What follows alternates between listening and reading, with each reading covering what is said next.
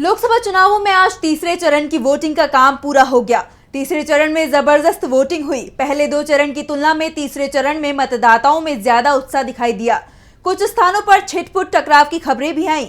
चुनाव आयोग में सबसे ज्यादा शिकायतें यूपी से पहुंची। तो कैसा रहा मतदान का तीसरा चरण और कितनी हुई वोटिंग, देखिए ये खास रिपोर्ट। तीसरे चरण में 10 राज्य और 2 केंद्र शासित प्रदेशों में वोटिंग का काम पूरा हो गया है। पहले दो चरणों की तुलना में तीसरे चरण में जबरदस्त वोट पड़े हैं। शाम 6 बजे 63% से ज्यादा वोटिंग हो चुकी थी।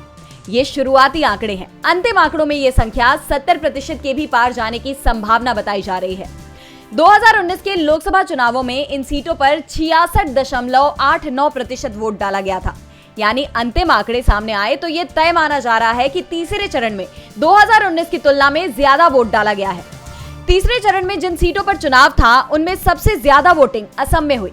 असम में 78% के करीब मतदान हुआ है, जबकि पश्चिम बंगाल में 77% वोटिंग हुई।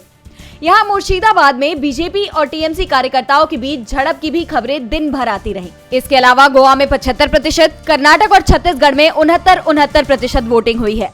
दादरा नगर हवेली 65%, दमन दीव में 69%, मध्य प्रदेश में 65% मतदान हुआ है। इसके अलावा उत्तर प्रदेश, बिहार और गुजरात में 58 और महाराष्ट्र में सबसे कम 56% लोगों ने वोट डाले।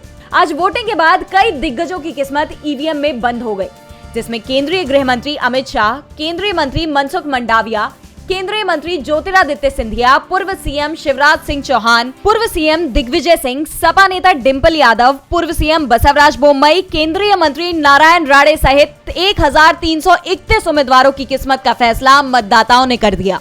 चुनाव परिणाम 4 जून को सामने आएंगे। वोटिंग के बाद इंडिया गठबंधन और एनडीए दोनों ने ही अपनी अपनी जीत का दावा किया है। डीवी लाइव की रिपोर्ट।